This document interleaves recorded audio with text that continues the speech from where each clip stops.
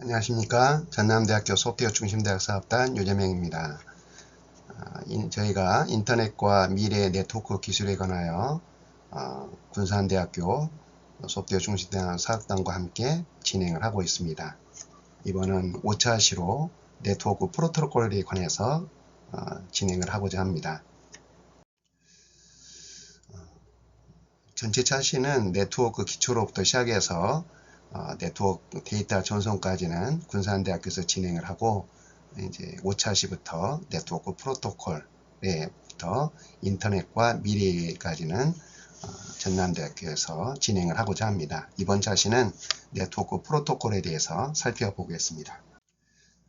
먼저 네트워크 프로토콜의 정의를 살펴보면, 이 프로토콜이라고 하는 것은 컴퓨터나 네트워크 장치들이 서로 정보를 주고받기 위한 어떤 규칙을 말을 하고 있습니다. 프로토콜의 유래를 한번 살펴보면 그리스의 프로토콜론에서 유래가 되었는데, 그 뜻은 프로토라는 맨 처음의 의미와 콜론이라는 붙이다, 곧 공증 문서, 외교 문서에 효력을 부여하기 위해서 문서의 맨 앞장에 붙이는 용지를 뜻하는 의미로부터 출발을 했습니다. 그래서 국가 간에 공식적으로 지켜야 될 일련의 규범들을 정의를 하고 있는데요. 우리나라에서는 이제 이런 프로토콜에 대한 개념을 이제 살펴본다면, 뭐 봉수제도나 파발 이런 부분에서 이제 이렇게 지역 간의 먼 거리에 있는 데서 빠르게 어떤 정보를 전달하는 것에서 쓰이고 있었습니다. 프로토콜의 대표적인 어떤 프로토콜을 살펴보면 HTTP 프로토콜이 존재하고요. 그 다음에 FTP, SMTP, POP3, 또 IMAP, 또 이런 TCP/IP, DNS 이런 것들은 다 프로토콜인데, 다 어떤 그 용도와 의미를 가지고 있죠. 이런 의미를 가지기 위해서 프로토콜은 세 가지의 주요 구성 요소를 가지고 있습니다. 가장 첫 번째는 구문으로 데이터의 형식, 또 부호와 방식, 신호 레벨들을 정의를 하게 됩니다. 그리고 나서 이 데이터의 어떤 이제 의미, 신텍스를 부여하기 위해서 뭐 이런 해석을 하게 되죠. TCP에는 act라는 신호는 승인한다 이런 뜻이 되겠죠. HTTP의 get이라는 것은 어떤 이렇게 문서를 보여달라 이런 뜻이 될 거고, 이제 저장에 관련된 푸시나 포스트 이런 어떤 시그널들을 이렇게 정의를 하고 있습니다. 그리고 그것들은 일정한 타이밍에 대한 규칙을 가지고 있습니다. 그래서 프로토콜은 세 가지 중요한 형태를 취하는데요. 구문과 의미와 타이밍을 기초로 해서 프로토콜은 형성이 됩니다. 그림으로 한번 살펴보자면, 인터넷을 통한 통신, TCP/IP 통신을 보면 운영체제 위에서 돌아가고 있겠죠. 운영체제 위에서 통신에 대한 예로 채팅 프로그램이다, 아니면 웹 서비스를 제공하는 프로그램이다, 그런 응용 프로그램이 있을 때 이것들은 TCP/IP 프로토콜을 통해서 저 서비스가 제공되고 또 요청이 이루어집니다. 호스트 A가 서버라고 한다면 호스트 B는 브라우저를 통해서 그 호스트에 서비스를 요청하는 형태가 되겠죠. 그 중간에는 라우터의 개념들이 존재하고 있습니다. 그래서 중간에 이의 통신이 잘 전달될 수 있도록 매개 역할을 진행하게 됩니다. 이걸 좀 더 그 TCP/IP 프로토콜 4계층으로 요약을 해보면 이렇게 다음 그림과 같습니다. 응용 계층에서는 이제 프로그램 입장에서 여기서 한 예로 HTTP를 예로 든다면, HTTP 웹 서비스를 하는 그 전체적인 내용들을 정리를 하게 됩니다. 이 내용들이 TCP라는 프로토콜 전송 계층의 프로토콜에 의해서 전송이 진행이 되고, 이것을 이제 네트워크 IP의 네트워크 경로를 따라서 이 데이터가 흘러 들어가게 됩니다. 그리고 이것이 물리적인 시그널을 통해서 이제 라우터 또 이렇게 여러 원격지까지 전송이 되는 과정들을, 일련의 과정들을 표현하고 있습니다. 여기서 한 가지 이제 좀 더 추가적으로 설명을 하자면, 이렇게 계층을 나누는 것은 어떤 개발자, 또 어떤 이것을 접근하는 사용자 입장에서 어떤 자기가 해야 될 영역에 대해서 명확하게 정의를 할 수 있다는 그런 큰 장점이 있는 것 같습니다. 이러한 장점을 기초로 해서 프로토콜이 형성이 됩니다. 프로토콜은 이것을 그림으로 표현하면 이제 이와 같은 형태로 표현할 수가 있죠. 이제 4계층의 어플리케이션 영역에 대한 HTTP 프로토콜이 존재하고, 그 다음에 전송 계층에 TCP가 존재하고, 이것에 이제 IP, 이제 뭔가 추상화를 한 IP 영역이 존재할 것 같고, 이 IP 영역을 통해서 여러 서비스들이 이제 어떤 목적지에 전달이 되겠죠. 그리고 나서 그것이 전송되는 어떤 그 경로로서의 이제 물리적인 계층인 이 네트워크 계층이 있습니다. 이 계층을 통해서 데이터가 라우터를 통과하게 되고, 원격지 라우터를 통과해서 이 IP가 지정하고 있는 목적지에 도달하게 됩니다. 이 목적지에 IP에 도달한 후에 서비스가 제공되는 포트를 향해서 진행이 되고, 이 포트를 통해서 해당 어플리케이션의 그 결과값이 전송이 되게 되어 있습니다. 그래서 이 실제 어플리케이션에서는 프로세스 투 프로세스라고 표현할 수가 있고요. 이 TCP 프로토콜의 경우는 이제 그 프로세스, 프로그램을 구분해주는 구분자, 창고의 역할을 하게 됩니다. 이와 같은 형태로 TCP/IP 프로토콜이 구성이 되어 있습니다. 이제 먼 1계층부터 한번 쭉 살펴보겠습니다. TCP/IP 프로토콜의 1계층은 네트워크 연결 계층이라고 표현할 수가 있습니다.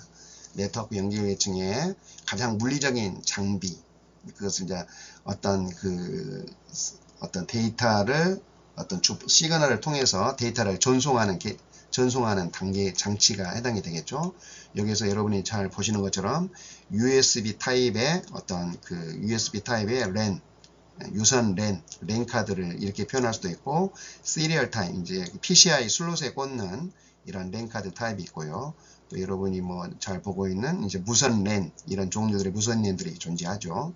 이런 무선 랜들은 이제 실제 물리적인 계층으로 이제 여기에 추상화를 입혀주는 작업들이 필요합니다. 이것에 이제 이 맥 주소, 이것들이 공장의 물리적인 어떤 주소인 맥 주소를 기반으로 해가지고 IP를 셋업을 하고, 그 IP를 추상화, 어떤 논리적인 어떤 주소로서 이렇게 진행을 하고, 그 논리적인 주소 위에 또 이제 도메인 정보로 DNS 이름을 입혀가지고 전송을 하기도 하죠. 그래야지만이 사람은 숫자보다 어떤 단어, 용어에 굉장히 기억이 오래 가기 때문에 맥 주소를 IP로 매핑을 하고, 그 IP를 이제 실제 도메인 이름으로 매핑을 하게 됩니다.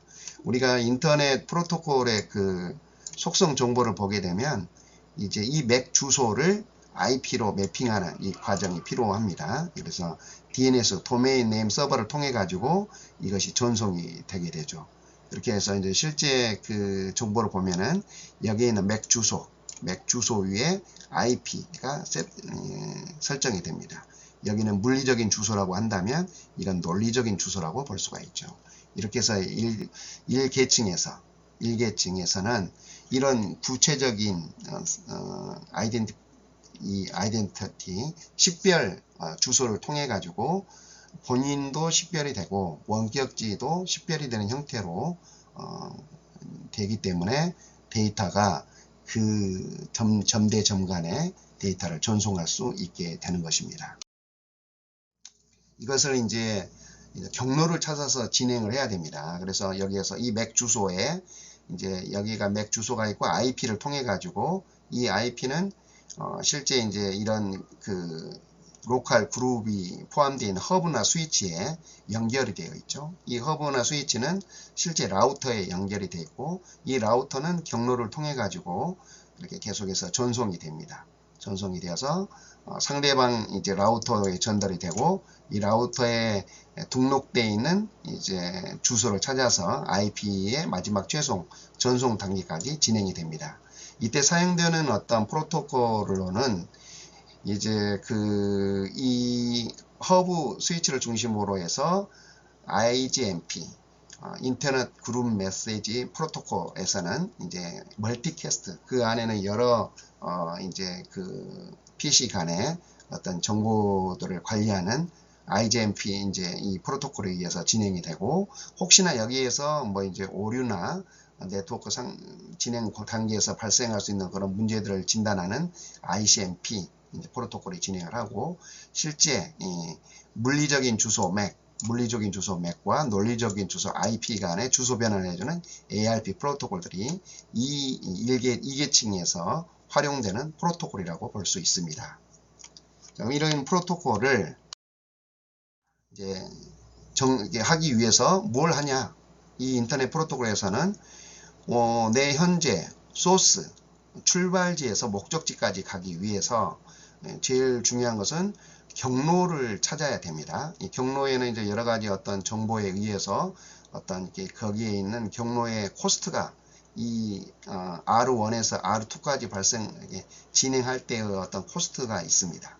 이 비용을 계산하는데, 이 비용을 다익스트라 알고리즘 이런 형태를 가지고 최단거리 알고리즘을 이용을 해서 가장 이 거리의 최적의 경로가 무엇인지를 찾아내는 과정이 필요하겠죠.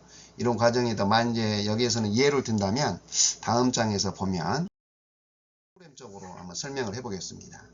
이게 이제 2계층 인터넷 계층에 해당이 되는데, 데이터를 목적지까지 전달하기 위해서 최단 경로를 찾는 라우팅 경로를 찾는 방법인데, 여기 보면은 이제 각각의 어떤 그 라우터 간의 비용들이 이렇게 정리되어 있어요.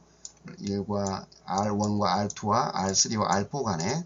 그러면 거기에서 여기에서 시작을 했을 때 R1에서 이제 최초는 이렇게 R1은 0이고 나머지는 이제 거의 무한대의 값을 가지고 있다. 아직 값이 정해지지 않았다. 이런 뜻이겠죠. 여기에서 이제 코스트를 비용을 해보니까 R1에서 R2까지는 코스트 비용이 2다. R1에서 R3까지는 코스트 비용이 5다. 그럼 여기에서 최단 거리는 2가 되겠죠. 자, 이것이 설정이 되는 거고, 그 다음에 2까지 갔을 때 2에서 R2에서 R3까지는 이게 어떤 그 비용이 지금 현재 여기까지 온 것이 2고, 여기 R1에서 R2에서 R3까지가 1이다. 그래서 비용이 지금 3이 되었는데, R2에서 R4까지의 어떤 비용은 이제 2에서 여기 간의 어떤 비용 값이 3이라고 하네요. 그래서 5가 되었죠. 그러면 이 비용, 코스트 비용으로 봤을 때 뭐 이런 형태로 진행이 될 것 같습니다. R3에서는 현재까지는 3이 되었고, 3에서 R3에서 R4까지는 2. 그래서 최단거리의 경로가 5의 값이 되었네요. 이렇게 함으로써 이 경로를 쭉 이와 같이 진행하게 된다는 것. 그래서 알고리즘, 파이썬으로 이렇게 짠 알고리즘을 보면은 각각의 이 코스트 비용을 가지고 그 비용에 의해서 최단거리를 찾아가는 그런 형태를 취한다는 거죠. 이와 같이 해서 우리가 라우터에서는 최단거리 알고리즘에 의해서 경로를 설정하게 됩니다. 자, 경로를 설정할 때 우리가 방금 봤듯이 어떤 비용을 이용해서 진행을 해요. 비용을 해서 진행을 하는데, 거기에 들어가는 이 가중치들, 가장 중요한 인자들이 뭔가 한번 살펴본다면, 이제 가장 중요한 것은 대역폭이겠죠. 링크의 어떤 최대 전송 속도가 어느 정도냐, 이것이 어떤 결정하는 어떤 중요한 인자가 되겠죠. 가중치가. 그 다음에 지연이 됐을 때, 지금 네트워크망의 상태라든가 혼잡도라든가 주변의 어떤 이렇게 여러 가지 중첩되는 그런 문제들, 또는 이렇게 여러 가지 지연 요소들이 있을 때 발생하는 시간, 또는 코스트 비용은 이제 여기에서 보면은 레퍼런스 밴드위스와 인터페이스 밴드위스, 이게 어떤 라우터의 평균 밴드위스와 현재 내가 있는 이 현재 장비에서의 어떤 인터페이스의 밴드위스를 가지고 연산을 해서 코스트 비용을 찾습니다. 이와 같은 가중치들의 계산을 가지고 우리는 최단거리 알고리즘에 활용을 하게 됩니다. 자, 3계층에서는 이제 어떤 일을 하게 되냐면, 호스트와 호스트 간의 어떤 프로토콜에서 패킷을 하나의 물리적인 장치에서 다른 물리적인 장치로 전달하는 형태를 취하게 됩니다. 다른 말로 표현한다면 이 포트, 전송 계층, 그래서 포트라고 하는데 이것은 그 프로그램, 프로세스를 구분하는 구분자로 쓰이게 됩니다. 그래서 이제 주로 서비스가 제공되는 포트를 가지고 서비스가 무엇인지를 확인하게 되죠. 이제 아까 우리가 이전에 설명해 보았듯이 파일, FTP 프로토콜 같은 경우는 22번과 23번 포트를 활용을 하게 됩니다. 22번은 데이터 포트라고 하고 23번은 이제 컨트롤 포트라고 했는데 이것을 이용해서 원격지 간에 로컬과 원격지 간에 파일을 전송하는 프로토콜로 쓰이게 됩니다. 이때 구분이 되는 게 포트라는 개념이죠. 22번과 23번. SMTP, Simple Mail Transfer Protocol. Simple Mail Transfer Protocol은 주로 25번을 쓰게 되죠. 25번을 쓰게 되는데 이때는 메일을 이제 전송하는 형태 또는 그 팝3는 메일을 전송받는 형태의 프로토콜 이런 것들을 쓰고 있고 뭐 HTTP 같은 프로토콜은 80번 포트를 활용을 합니다.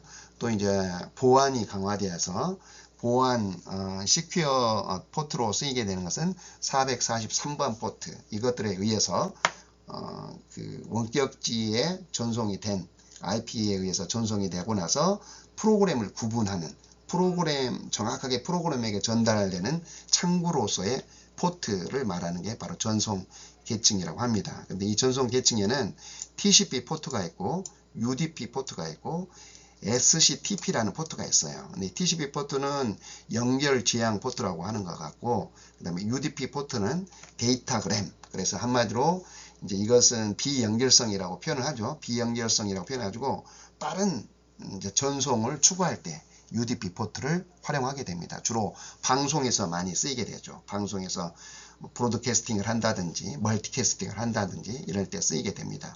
물론 두 가지 종류는 TCP나 UDP는 동시에 이제 그 유니캐스트 1대1 통신을 할 때에도 쓰이게 됩니다. 그리고 이제 최근에 나온 SCTP라고 하는 그 스트림 컨트롤 트랜스미션 프로토콜이라고 하는 건데 이것은 이제 방송용 영상을 전달할 때 TCP의 장점과 UDP의 장점을 이렇게 어우려 가지고 전송을 해줍니다. 그리고 이제 VoIP, Voice over IP라고 해가지고 이 어떤 인터넷망을 통해 가지고 음성을 전달하는 지금은 이제 인터넷 전화라고 표현할 수가 있죠. 이런 것들에 의해서 제공되는 것들이 이런 프로토콜입니다. TCP, 또 UDP, SCTP 프로토콜, 전송계층 프로토콜이라고 말하고 있습니다. 다음은 마지막 단계로 최상위 계층, 어플리케이션 계층에 대해서 설명을 하겠습니다. 어플리케이션은 이제 서비스를 제공하는 입장에서 이제 어떻게 구성이 되냐면 프로토콜로는 텔넷, FTP, 뭐 HTTP, SMTP 등 뭐 이런 것들을 대표적으로 구현을 하는데요. 먼저 뭐 FTP라고 한다는 것은 이제 파일을 전송하는 서버로서 20번과 21번 포트를 이용을 해서 진행을 합니다. 이것들은 20번의 경우는 이제 데이터를 전송하는 역할을 하게 되고 21번은 컨트롤하는 역할을 하게 되는 거죠. 이런 포트를 통해서 파일 서비스를 제공해 주는 그런 역할을 하는 부분입니다. SSH나 텔넷 같은 경우는 이제 원격지 서버를 제어하는 그런 어떤 프로토콜로서 SH 프로토콜 같은 경우는 22번 포트, 텔넷은 23번 포트를 활용해서 이 서비스를 제공해주고 이제 원격지에서는 이 포트를 통해서 접근해서 원격지 컴퓨터를 제어하게 되는 그런 역할을 하게 됩니다. SMTP 같은 경우는 이제 메일을 전송하는 프로토콜인데 주로 25번을 활용을 하게 되죠. 그리고 만일에 여기에 보안을 강화시키고 하면 465번 포트를 활용을 해서 진행을 합니다. 웹 서비스, 우리가 가장 많이 활용하는 웹 서비스 같은 경우는 대부분 80 포트, 이것은 평문으로 데이터가 전송이 되고 이것의 보안을 강화시킨 이제 그 암호화를 한 포트는 443번 포트에 의해서 서비스를 제공하게 됩니다. 표현을 해보겠습니다. 이게 바로 신텍스죠. 신텍스라는 건 이건 전체적인 구문을 만들어내는 형태가 어떻게 되어야 될지. 그러면 HTTP 같은 경우는 이제 HTTP 헤더가 존재하겠죠. HTTP 헤더가 존재하고 바디 부분이 존재합니다.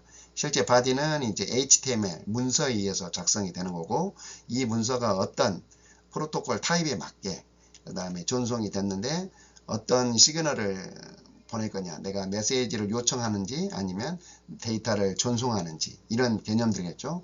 리퀘스트와 리스판스라는 어떤 정보를 가지고 있어요. 이런 헤더 정보가 있고 바디 정보가 있습니다. 그럼 이 HTTP 프로토콜이 이와 같이 헤더와 바디로 이루어져 있는데, 이 두 가지 정보가 묶여져서 이제 TCP 이제 프로토콜에 가게 되면 이것이 바디 페이로드 역할을 하게 되는 거죠. 그리고 이 TCP 헤더 부분이 또 이렇게 정의가 됩니다. TCP 헤더는 소스 포트, 내가 이제 이 프로그램을 원격지에 어떤 포트한테 내가 전달을 해야 될지를 이제 여기다 명시를 하는 거죠. 그리고 이제 이것을 받을 수 있는 소스 포트도 정의를 해야 되겠죠. 그러면 그렇게 해서 이제 TCP 프로토콜이 형성이 됩니다. 그러면 이 프로토콜이 형성이 된 TCP의 전체가 이제 그 하위 단계 인터넷 계층에서는 이것이 이제 그 데이터 페이로드가 되는 거죠. 페이로드로 들어오게 되고, 자, 이것이 이제 원격지의 IP와 그 다음에 목적지의 IP로 정의를 해서 데이터가 넘어가게 돼야겠죠. 그러면 이제 이러한 내용들이 역시 마찬가지로 이것이 이제 물리계층, 1계층으로 넘어가게 되면 이것이 바로 페이로드, 데이터로 들어오게 되는 거고, 1계층에서는 이것을 이제 프레임으로 결정하는 거죠. 프레임이 결정돼 가지고 얼마 크기로 데이터가 전송이 될 것인가를 이제 정의를 하게 됩니다. 이 맥 주소, 이제 여기에서는 이 IP가 맥 주소와 매핑이 되는 거죠. 데스티네이션의 어드레스는 맥 주소를 말하고 그랬죠. 목적지에 맥 주소가 있고 소스에 어드레스가 있습니다. 이와 같이 구성이 된 데이터가 이제 물리적인 회선을 통해서 또는 유선을 통해서든지 무선을 통해서든지, 그래서 최단거리 라우터, 최단거리를 설정하는 라우터를 통과해 가지고 원격지의 어떤 영역까지 라우터로 전송이 되고, 원격지에서는 이제 다시 이것들을 이제 헤더를 통해서 정확하게 왔는지 확인하고 IP 영역에 도달했는지를 확인하고, 그 IP 영역에서 다시 프로그램이 정확하게 전달될 수 있도록 포트를 찾아주고, 포트가 전달이 되면 이제 그 헤더 부분이 빼고 거기에서 담겨져 있는 페이로드, HTML 페이로드가 원격지에 이제 서비스에 전달이 되는 형태를 가지고 있다고, 이렇게 전체적인 어떤 신텍스 형태를 보여주고 있습니다. 자, 여기서 보면은 이제 그것이 이와 같이 TCP 어플리케이션에서 데이터가 이제 그 TCP 계층에서는 TCP 헤더가 붙고, IP 패킷 데이터그램에서는 IP 헤더가 붙고, 마지막 네트워크 프레임에서는 프레임 헤더가 붙어가지고 이게 일정한 크기 단위로 이제 진행이 해서 마지막 목적지에 도달하는 것들을 보여주고 있습니다. 자, 이것을 쭉 보면 그러한 흐름들을 보여주는 좋은 그림이라고 볼 수 있습니다. 자, 그럼 이것들을 프로그램에서 구현을 할 때는 어떻게 구현하는지 간단한 프로그램을 통해서 살펴보도록 하겠습니다. 여기는 지금 두 가지 서버와 그 다음에 클라이언트 개념인데, TCP 서버와 TCP 클라이언트를 실제 코드로 한번 구성을 해봤습니다. 이 이제 TCP는 이제 여기에 이것이 소켓의 어드레스 패밀리 인터넷 형태의 어떤 구성을 가지고 있고, 이것을 TCP는 스트림이라고 표현하는 거죠. 그 다음에 UDP는 데이터그램이라고 표현하는 거고, 이것이 이 프로그램을 구분하기 위해서 포트를 정의를 해줍니다. 그리고 TCP 서버는 리슨 상태에서 이제 신호를 대기하게 되죠. 리슨을 대기를 하면서 진행을 하고 있다가 이제 클라이언트에서 동일한 패킷을 구성하고 나서 클라이언트에서 커넥트 요청이 들어가겠죠. 로컬 호스트에 또 원격지 서버에 9990번 포트로 이제 데이터를 싱크 신호를 보내게 되면 이제 서버 층에서는 이것의 싱크와 더불어서 액트 신호를 보내게 됩니다. 이렇게 해서 연결이 생성이 된 후에 그 다음에 연결 창구가 맺어졌다는 거죠. 포트와 포트 간의 연결 상태가 맺어진 거죠. 서버의 9999 포트와 이제 클라이언트는 그것에 연결할 수 있는 포트가 생성된 상태에서 이제 클라이언트가 데이터를 보내면 그것을 수신 받아가고 리시브를 받아서 그것에 대해서 다시 반송을 해줬는데, 이 받은 내용을 그대로 보내주는 형태를 취했어요. 이것이 이제 에코, 가장 기본적인 에코 서비스인데, 클라이언트가 보낸 메시지대로를 다시 보내줬습니다. 클라이언트 반갑습니다 이렇게 하면 다시 그것을 그대로 보내준 형태의 TCP 프로토콜 기반에서 프로그램을 한번 예시로 다뤄봤습니다. 이것의 전개 과정을 좀 더 한번 살펴봤어요. 방금 했던 내용들인데, 자, 이 프로그램 소켓을 구분하고, 이 프로그램 지금 현재 이것이 에코 프로그램인데, 이 프로그램이 포트화가 바인딩 되는 과정들을 보여주고 있습니다. 바인딩 되는 가지고 그래서 대기 모드를 만들어줬고, 클라이언트에서 싱크 메시지가 왔을 때 accept은 이 싱크의 액트를 보내가지고 두 번째 정보가 넘어간다는 거고, 자, 이것에 대해서 클라이언트도 맞습니다 하고 승인 메시지를 보내게 됩니다. 여기까지 단계가 동기화된 단계이고, 다음 단계에서는 이제 그것의 데이터에서 클라이언트 측에서 데이터를 보내고, 그 다음에 서버 측에서 그거에 대해서 데이터를 보내는 형태를 취하고 있습니다. 이렇게 해서 에코 서비스가 완성되었다는 것을 보여주고 있습니다. 이것을 이제 방금 전까지는 우리가 1대1 유니캐스트 통신이라고 하죠. 그런데 서버라는 경우는 하나의 클라이언트를 대상으로만 서비스를 하는 것이 아니니까, 이러한 부분을 이제 보완해 주기 위해서 생겨난 것이 멀티 스레드. 프로세스는 하나의 어떤 격리된 프로그램이라고 볼 수가 있는데, 멀티 스레드는 그 하나의 프로세스 안에 여러 개의 슬롯들을 나눠 가지고 그것을 이용해서 다수의 어떤 클라이언트를 접근하는 방식을 취하고 있습니다. 이때 사용되는 게 뭐냐면 스레딩이라는 기법을 이용을 하죠. 여기에서 지금 현재 이게 프로그램은 다른 것은 다 동일합니다. 그런데 이 스레드를 만들기 위한 이 기법이 하나 더 추가가 된 거죠. 그래서 여기에서 스레드는 이제 각각의 클라이언트에 대해서 별도의 하나의 이제 스레드가 생성이 되는 거죠. 그렇게 해서 데이터를 주고받는 거. 그래서 여기에 보면은 서버 9990번에 대해서 클라이언트가 총 4개가 동시에 붙어도 각각의 스레드에서 각각에 대해서 반응을 해주는 그런 형태의 프로그램을 보여주고 있습니다. 여기서 가장 중요한 것은 이 스레드 객체를 통해 가지고 함수를 적용을 해놨다는 거죠. 이 함수에 의해서 각각 클라이언트들은 여기에 스레드 하나로 이렇게 매핑이 되어 있는 거예요. 그래서 동시에 여러 클라이언트를 접속을 하게 해주는 그런 형태를 취하고 있습니다. 그래서 TCP가 가지고 있는 절차적인 접근 방법을 좀 더 효율적으로 확장해서 서비스를 제공해 주기 위해서 스레드 기법을 활용한다, 이렇게 표현을 해주기 위해서 이 프로그램을 예시로 보여주었습니다. 이번에는 이제 UDP 통신에 대해서 한번 살펴보려고 합니다. UDP 통신은 실제 동일합니다. 이제 TCP하고 마찬가지로 이제 IP와 이제 소켓을 하는데, 여기서는 데이터그램이라고 표현하죠. 그런데 여기에 한 가지 점은 이제 서버는 물론 바인딩하고 이제 리슨 상태가 되어 있는데, 이 상태 이후부터는 send to와 receive from을 통해 가지고 서로 간에 그냥 이렇게 특별한 이제 sync와 act 메시지 없이 바로바로 메시지를 주고받게 됩니다. 이것은 메시지를 빠르게 전달하게 되는 거죠. 이런 기법을 이제 UDP 통신이라고 합니다.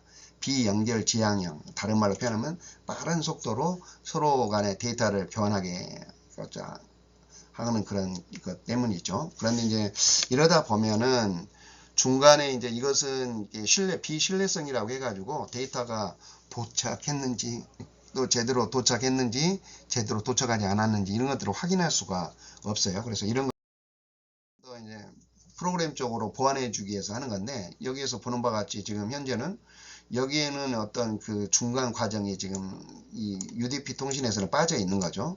서로 동기화해서 상태가 된 후에 데이터를 주고받는 게 아니라 바로 데이터를 주고받습니다. 이러다 보니까 속도는 빠른데 신뢰하기가 좀 어렵다. 부분을 보완하기 위해서 이제 이렇게 프로그램적으로 이런 부분들을 보완을 하게 됩니다. 그래서 여기서 랜덤하게 진행을 하는데, 랜덤 함수를 이용해서 클라이언트 쪽에서 0.1보다 적은 경우는 의도적으로 이 패킷을 손실하게 만들어 놨어요. 그러면은 여기에서는 이 서버 측에서는 이것을 1번부터 진행을 하는데 이 1번이 손실이 되었으면 여기가 이제 그 에러가 발생을 한 거죠. 유실이 되었다. 순서가 유실이 되었다.